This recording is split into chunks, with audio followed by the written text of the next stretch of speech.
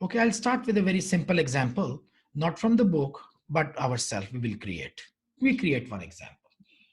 So I'll start with a very simple thing. We say that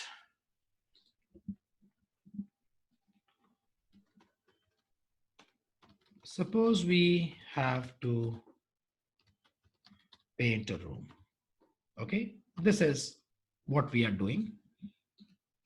And we say that we know that the room requires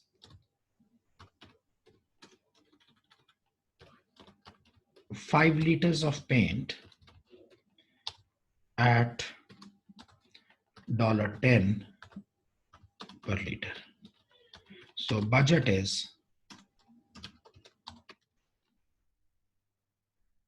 $10. So this is the scenario that we have to paint a room, and we know that within the room we need 5 liters of paint. So 5 liter mean the quantity, and the price is $10 per liter. So I've got a quantity standard 5 liter and the price standard which is $10 per liter, and total budget is $50. I'm sorry, total budget I should write down here. It's 50. Is 50, not 10, it's 50. Okay, total budget is 50. Now what happens?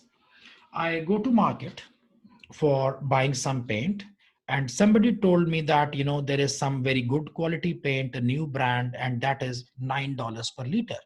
So you don't have to pay 10, you can pay 9 and save some money. So I was very happy.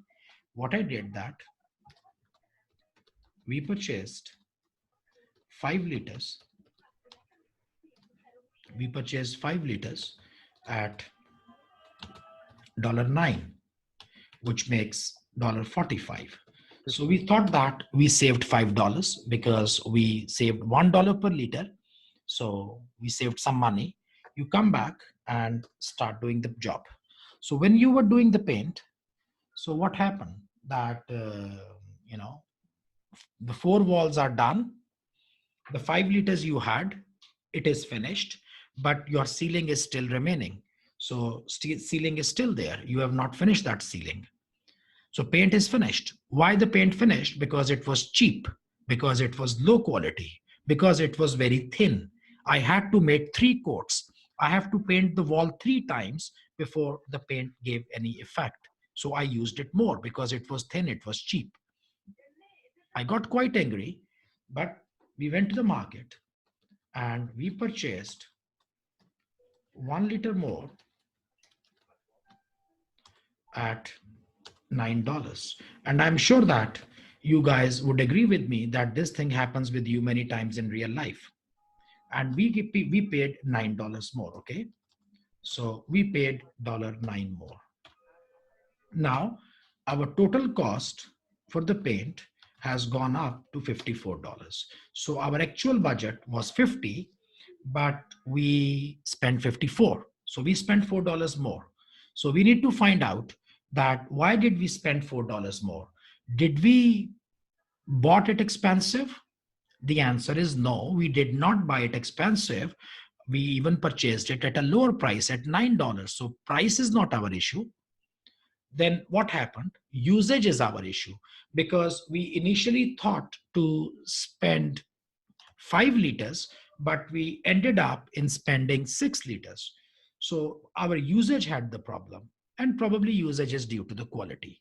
But the price was okay. Price was favorable because we were buying it cheaper than what our budget was. So you need to now calculate your price variance. You call it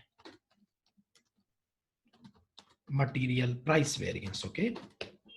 So material price variance, you should talk about the actual quantity. Always remember, talk about actual quantity purchased. This is where you start thinking. So how many liters of paint I purchased? We said that 6 liters should cost at the rate of $10, $60. 6 liters, because 6 liters you purchased, did actually cost, did cost, how much you paid, 6 times 9, okay? This is what it cost you. 6 times 9, it is 54. 54. So it means that you spent less on the paste. So there is a variance, 6 favorable. which is, you call it $6 and you call it favorable. So you actually, if you talk about 6 liters, so you gave $6 less because 6 liters you purchased. On each liter, $1 you made some savings. So you've got material, let me call it the name, material price variance, okay? Material price variance is $6 favorable. $6 favorable. Now, the second thing which we need to do is material usage variance. The second variance we need to calculate is material usage variance. And material usage variance, again, we talk about how much we used. And so we say that room should use 6 liters, okay? Okay, let's not put the room, let's call it the job, okay? The job should use 6 liters, but it did use, sorry, it should use 5. 5. It should use 5 liters, but it used 6 liters, okay? So you would say that material usage variance, and let me take it here somewhere. Material usage variance is 1 liter adverse, okay? I call it adverse. Now you should remember that variances are never expressed in terms of, liters or kilometers or centimeters or whatever. Variances are always expressed in terms of dollars, because our problem was that actual profit, budgeted profit was in dollar. So when we are calculating variances, we have to convert them into numbers. Now this is 1 liter. You should say that standard price of liter. Standard price of 1 liter was $10. This is what you suppose. So then you would say that, 1 liter multiplied by $10. So it comes $10. So $10 is my material usage variance. And this is actually adverse if I put here like this. So I've got a material usage variance, $10 adverse. So if it is $10 adverse, now what do I have? I've got variances, which is material usage variance, which is $10 adverse. And I have material price variance, which is $6 favorable. So 2 variances you have. So what happened that on purchase price, you were favorable by $6. On usage, you are adverse by $10. So here you've got profit. You are favorable with 4. Here you are in loss of 10. So your net variance, and then you say that material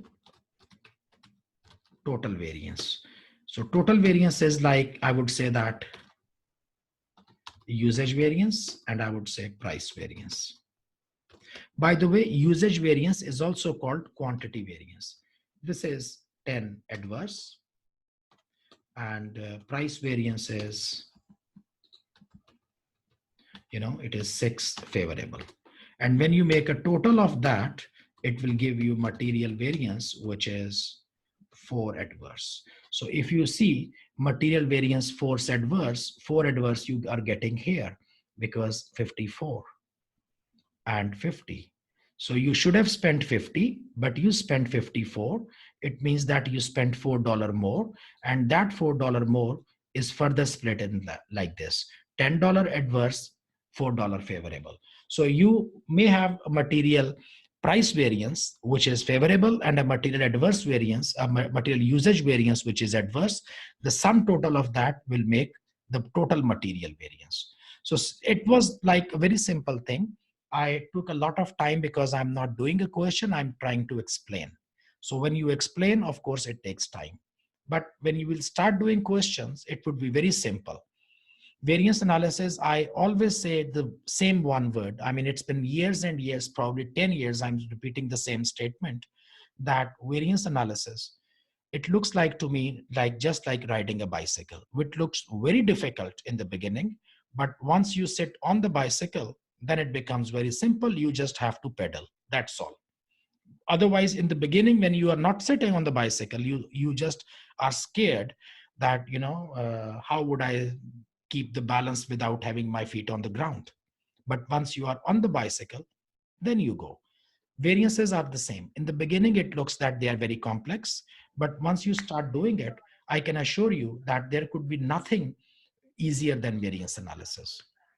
So let's start doing the general model.